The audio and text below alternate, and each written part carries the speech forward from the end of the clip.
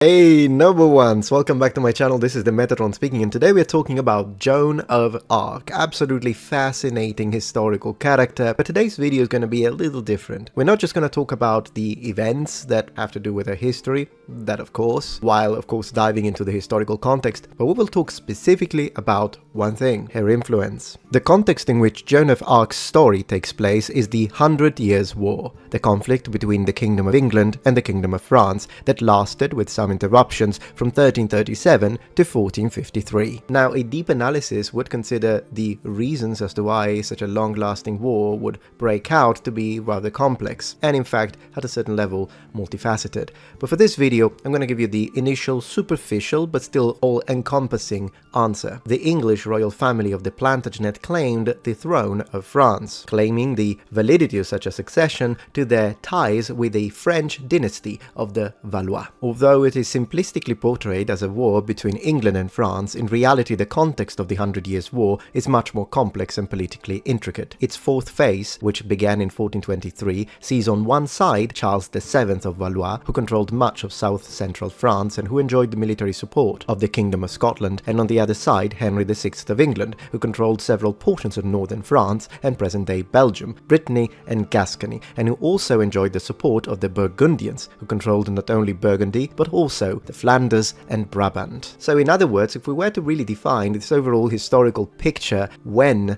Joan of Arc emerged, it would be more similar to a civil war, a French civil war if you will, between the Armagnacs and the Burgundians, of which the English crown seeks to take advantage to support its own rights to the French throne, and which consequently leads to an intervention by Scotland alongside the Armagnac in an anti-English function. To that, add the fact that in its middle phases, the 100 Years' War had also involved the Spanish Kingdom of Navarre, Aragon and Castile, the Republic of Genoa, and the Kingdom of Bohemia. So rather than a war between England and France, it should probably be better considered to be a large-scale European war of the late Middle Ages. Joan of Arc was born on the 6th of January 1412 in the small village of Domremy in eastern France, and was born into a peasant family. At age 13, as she would testify during her trial, she began to have mystical visions of the Archangel Michael, Saint Catherine and Saint Margaret, who would urge her to fight against the English invaders. Joan took a vow of chastity for which she was nicknamed La Pucelle, meaning the young virgin, and at age 16 she presented herself to Robert de Baudricourt, commander of the French garrison in the small village of Vaucouleurs, managing to convince him to escort her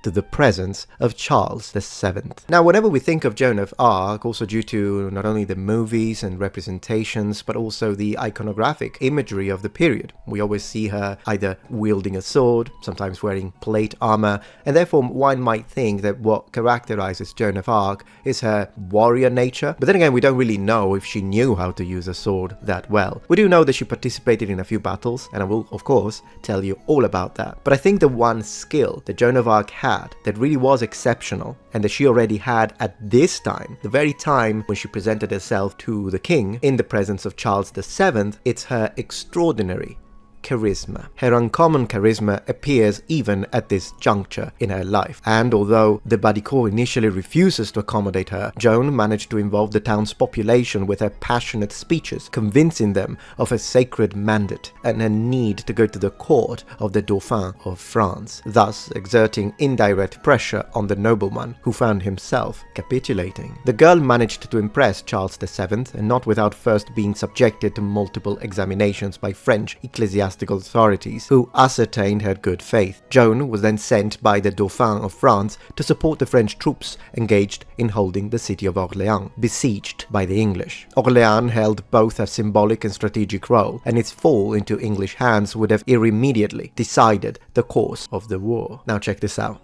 Upon her arrival, she immediately confronted the commanding officer, Jean de Dunois, who was in charge of the city's defenses. And in the following days, she actually managed to convince and push the French forces into a series of successful sorties against the English surrounding strongholds, which, I would like to underline, she led personally. And eventually she will manage to break the siege and cause the ultimate retreat of the enemy. Imagine that. As the intensity of the conflict waned, both due to England's economic inability to sustain it and France's need to consolidate its domains, Joan started becoming an increasingly marginal figure until she found herself carrying forward what was in fact taking on the shape of a personal enterprise with the support of an army of volunteers. Captured in battle by the Burgundians, Joan was ransomed not by Charles VII but by the English crown, which arranged for her trial, carried out by ecclesiastical authorities on charges of heresy. In 1431, at age 19, Joan was charged guilty, and she will die burnt at the stake. Faced with the entire epic of Joan of Arc, a peasant's daughter who finds herself, by God's mandate, leading the French army into battle, a spontaneous question arises. How much of Joan's figure is a posthumous construction, an artificial national myth, and how much of her figure, charisma, and deeds were actually decisive in the course of the war? In reality, the sources that help us delineate the role actually played by Joan of Arc during the 100 Years' War are related to the so-called rehabilitation trial, which took place between 1450 and 1456, just about 20 years after her death. Rather than the creation of a national myth, it seems we are witnessing a real desire to clear Joan's name from the accusations of the previous heresy trial by those figures such as Jean de Dunois and Charles VII himself, who out of incapacity of perhaps even calculation had not ransomed her when she had fallen into the hands of the Burgundians. What emerges from the documents relating to the rehabilitation trial is, in any case, that Joan's role, at least until the capture of Reims, was extremely decisive during the conflict. I think we can already easily imagine how powerful of an impact at a psychological level, and even when it comes to troop morale, would have been for a medieval army, let's say if you were a medieval soldier, to have or to be told by your king and by the church and the ecclesiastical authorities that a young woman that is joining your army is chosen by God. She is in fact operating under a mandate of God. And not only that, but that she was blessed, and therefore so are you, and so is your entire cause, and that she had supernatural experiences and direct connections with God, with several saints, with Mary. Surely, from the perspective of a Christian army, that would have had an enormous impact. But regardless, as we examine Joan of Arc's full spectrum of contribution, then you will notice that we will be touching upon several areas, some of which might be unexpected. First and foremost, let's go deeper a little bit on this psychological impact of Joan's character. To begin with, more or less consciously, the figure of Joan exploited a series of different interconnected traditions, according to which it had been prophesied that salvation for France would come from a young girl. In reality, there were in fact more than one prophecy involved, some of which may have been a little vague. For example, Geoffrey of Monmouth, in the Life of Merlin, attributes to the wizard Merlin the prophecy that, open quotes, a marvelous maid will come from the Nemus Canutum for the healing of nations. Now, the name or the location called Nemus Canutum was interpreted to be a specific forest, the so-called Le Bois Chesnu, a forest that arose relatively close to the village of Domremy, where Joan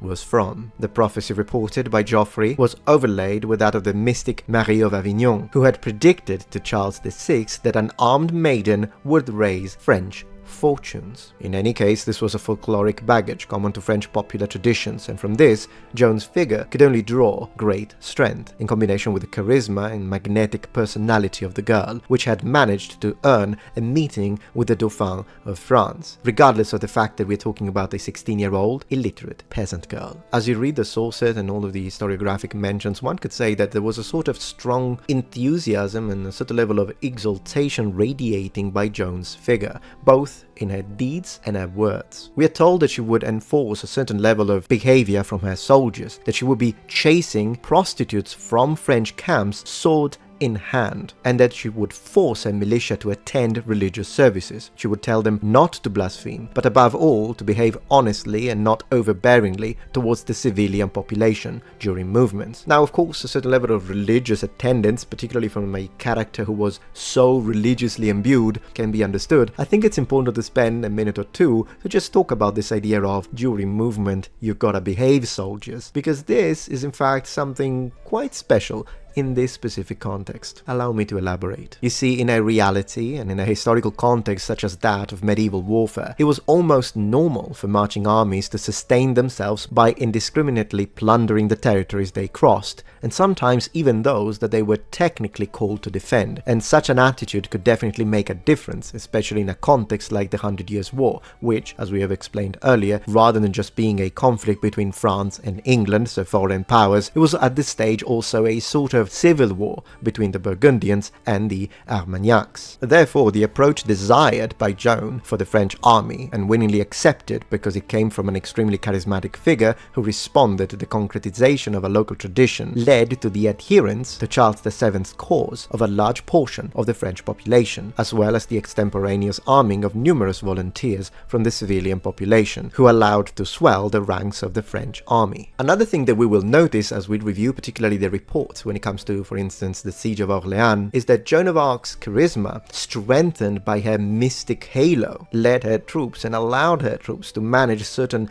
leaps that we could say would be rather remarkable, which can only be justified by a deep and almost ecstatic exaltation of morale. Joan, on the other hand, if it's not clear how much she actually fought in person, rode or advanced fully armed and armored, wearing her white banner, wherever it was most necessary to spur on the men, so much so that she was wounded several times in battle between shoulder and a collarbone by an arrow at the Siege of Orléans. And even though you may be familiar with the arrow that penetrated her collarbone here, and they had to remove the armor, remove it surgically, put the armor back on, and put her back on the horse so that the soldiers wouldn't be demoralized and she was ready to join the fight again, I mean, that is impressive already. Have you ever heard of this one? According to the historical record, she was hit in the head by a stone hurled from the ramparts of Jagot that was thrown from the battlements, and the stone smashed her helmet, yet she survived. That's a good helmet. Like mine. She was also wounded in a thigh by a crossbow bolt during the siege of Paris. So even though we're not sure how trained she would have been, probably not that much, she did absolutely take part in all sorts of battles and sieges, and she led from the front. Also, another thing just to say, look how incredible medieval plate armor was at this time. I mean, she wasn't wearing armor, she would have been dead 3 times. What surprises most of all, however, is that in addition to being a representative and inspiring figure who led her soldiers, exalted their spirits and spurred them on, it seems that Joan also had real tactical skills as a leader. According to the testimony of the captain who fought at her side, Joan was a skilled strategist, open quote, except for matters of war, declared a captain of Chartres during the rehabilitation trial. She was simple and innocent, but in the guidance and organization of armies and in the conduct of war, in arranging an army for battle and in haranguing the soldiers, she behaved like the most experienced captain in the world, like someone with a lifetime of experience. This is reported by historian Régine Pernoud in the rehabilitation trial of Joan of Arc, page 108. The Duke of Alençon, who had fought directly on her side, this is an eyewitness, tells us, open quotes, in the conflict of war, she was very skilled, both in carrying the standard alone and in arranging the army in battle order, and in positioning the artillery, and all were astonished by the fact that she acted with such prudence and clarity of vision in military matters, with the competence of a great captain with 20 or 30 years of experience, and especially in the positioning of artillery, in which she behaved magnificently. Page 142. Now, considering the fact that these are the opinions of military men, noblemen, people that actually had experience, direct experience on the field of war, and this is what they are telling us, the picture that is appearing now is not only of a very charismatic, in fact religiously charismatic person, but also someone who is a leader. So rather than imagining Joan of Arc as a warrior, I think in fact that's a little reductive. She wasn't a warrior, she was a leader of armies and a leader of men. Obviously, if she had to fight 1-to-1 against a trained English knight, yeah, my money's on the English knight, 100%. But this is not what characterizes Joan of Arc and the power of her influence. So, if on one hand, it may surprise that a young peasant girl showed military knowledge recognized by French nobles, on the other hand, perhaps it should not be excessively surprising. One of the main problems relating to the tactics of the French army during the 100 Years' War had been that of approaching the conflict in a not very dynamic way, respecting slow timings dictated by tradition, by the management of an incredibly complicated chain of command that reflected reflected not so much military skill as the scale of nobility. Joan pushed, when possible, simply to attack the English forces quickly, without excessive delays, wherever they manifested themselves, particularly favouring extemporaneous assaults on marching columns and supply trains. Now, certainly this is not enough in order to justify her ability in deciding matters connecting to, for example, the positioning of the artillery, as we have been told by the Duke of Alençon, and the only thing we can really accept is that evidently the girl had a particularly logical and calculating mind, at least when it comes to the military and ballistic field. She was a natural. But how much, in an absolute framework relative to the 100 Years' War, was Joan's contribution decisive? It is undeniable that immediately after Joan's death, under the leadership of Duke of Bedford, England managed to recapture many of the losses suffered, but it is equally undeniable that it never again managed to find itself in a position of total advantage, like it did at the Siege of Orleans before Joan's arrival. Therefore, in conclusion, just over 20 years after Joan's death, France had practically annihilated its adversary, beyond the victories on the field, perhaps ephemeral and imaginative dreamlike myth that made her a warrior coming straight out of a prophecy. Joan's figure should be highly recognized for the fact that she showed how a certain reality, a certain future was possible. It is therefore her mind, her influence, her religious aura, and the heroine's actions that should be studied, rather than any modernistic take on her figure. And whether it be the Lancastrian English arms that were halted on the road to victory, whether it be the political occurrence that the King of France was given the prestige of coronation, Joan of Arc's intervention was decisive, and the page she wrote, contrary to all expectations in the history of France, deserves to be remembered as one of the finest. But this concludes our little discussion and excursus and a little bit of a video essay on Joan of Arc's influence. Please let me know what you think in the comments below, and as always, thank you so much for watching until the end. If you're not yet a member of this community, become a noble one, subscribe to my channel for more content from the Metatron, and remember, the Metatron has spread his wings.